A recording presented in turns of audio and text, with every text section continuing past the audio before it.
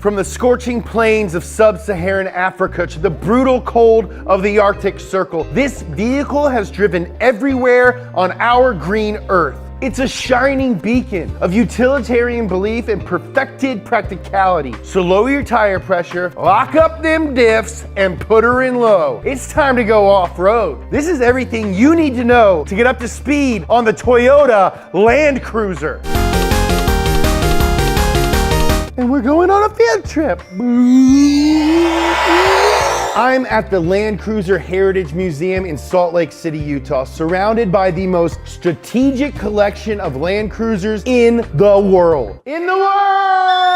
With nearly every single model represented, it is clear that the LandCruiser is one of the most diverse and influential vehicles in the entire history of the automobile. You ever heard of it? The LandCruiser is Toyota's longest running nameplate, starting production in 1951 with the BJ model. It was a military vehicle produced in Japan for American use in the Korean War. After the Armistice Agreement in 1953, the war was over, but Toyota wanted to keep making the BJ because it made them a lot of money. But they couldn't just send a bare bones warfighter out into the world and expect to sell big numbers. So Toyota gave the workhorse a redesign with comfier seats and softer suspension. This new model, called the Model 20, encompassed both the gasoline-powered FJ20 and the diesel-powered BJ20. This LandCruiser was extremely important to Toyota. In fact, it's possible that without it, they might not be around today. That means no Supra, no MR2, no Hachiroku. Toyota had been building cars in Japan since 1936, but weren't selling them outside of the country. After the war, Toyota started looking abroad, but there was a problem. The biggest markets already had their own passenger cars. However, the FJ was just as good, if not better, than America's Jeep. So what they did was send the FJ and the BJ to overseas markets, then put their new passenger car, the Crown, next to it. The reliability and capability of the LandCruiser gave the Crown credibility. Within Toyota, this was called the LandCruiser strategy, and Toyota implemented it all over the world. Thanks to the LandCruiser, the Toyota lineup was seen as a credible option. Okay, quick timeout. I'm gonna be saying a lot of numbers and letters in this episode, and it might seem confusing, but it's not. Here's what they mean. The first letter is the engine. F means it has a straight 6 gasoline engine.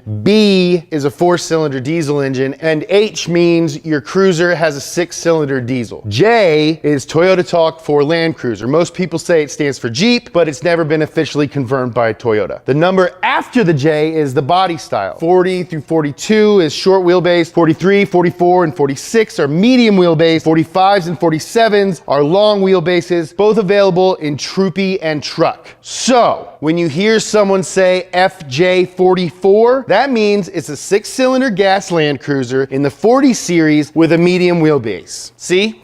Easy. 1960 saw the first refresh of the FJ line, the Model 40. Yeah, it looked pretty similar to the Model 20, but the 40 was better in every way. Toyota had refined their construction techniques, so the frame and body were stronger. The FJ40 also had a low-range gear that made off-roading way easier. And the Model 40 had more horsepower, 125. You might be saying, gee whiz, James, that doesn't sound like a lot. And you're right, but horsepower isn't that important for off-roading, dum-dum. It's all about the torque. The next FJ update was in 1967, the Model 55 FJ. It was basically a station wagon for the Outback. Some versions had seating for up to 9 people. That's more people than were in my 8th grade graduating class. The Model 55 is probably the funkiest looking of all of the LandCruisers, earning the nickname Iron Pig because some people thought it looked like a pig that was made out of metal. The Model 55 marked a transition in thinking around utility vehicles. Yes, they can be used to do work in remote places, but they can also carry people. Just like the pickup truck, people were starting to see that the LandCruiser wasn't just meant for work. It was also meant for life.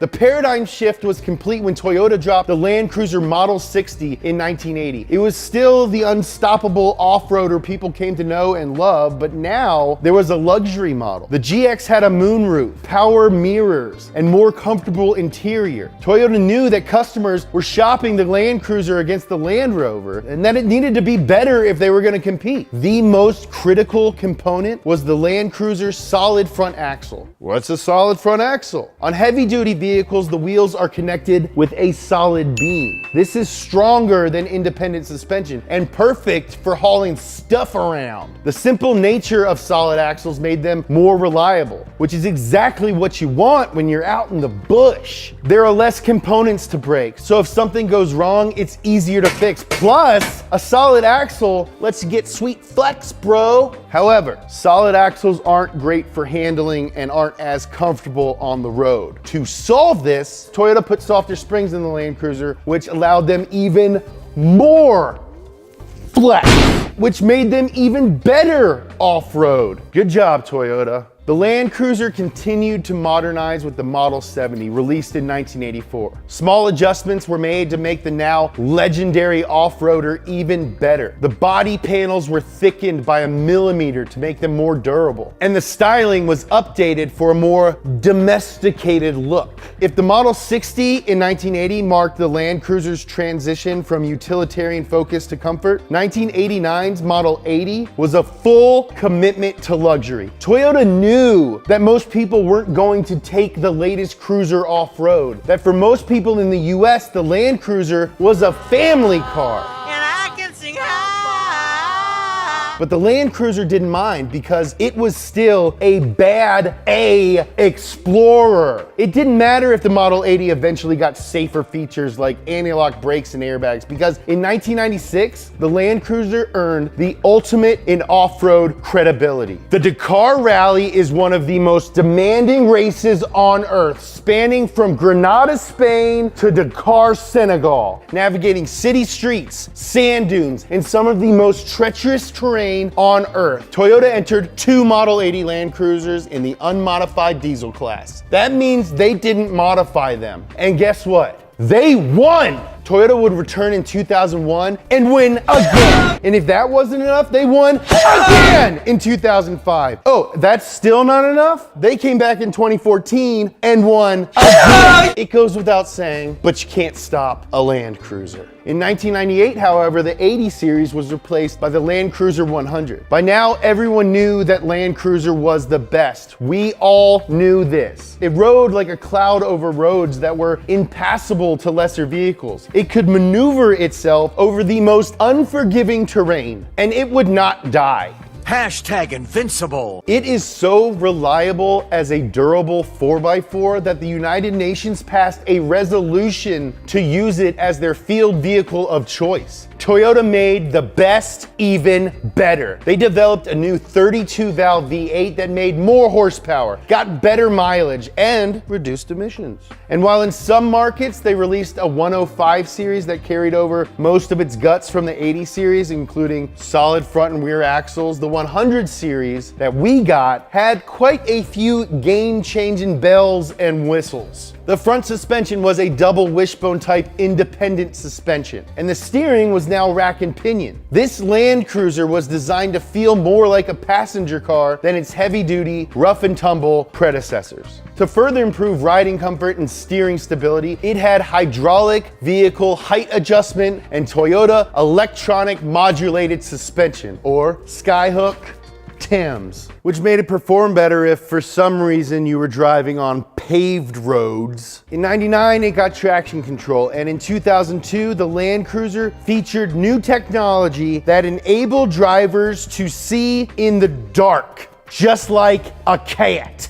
Night view uses headlight projectors to emit near-infrared light. Then a camera captures that reflected radiation, a computer processes it, and it projects a black and white image on the windshield. I'm serious. They made this. This is Bruce Wayne stuff. Though the LandCruiser 100 continues to evolve on the path of luxury passenger car, there are still users overseas who must drive it off-road. To meet the needs of Australia, Africa, and other rugged environments, Toyota is still cranking out the LandCruiser 105 series. No matter how much it takes on the aura of luxury, the LandCruiser is never far from its roots as an off-road vehicle. The latest version is no different. The 200 series is one of the most capable off-roaders, let alone luxury off-roaders that you can buy today. It is a beautiful monster. Introduced in 2007, the 200 series pioneered features like downhill assist control, off-road anti-lock brakes, and crawl, all caps, which is basically cruise control for the trail. Using weird computer science, it basically drives itself.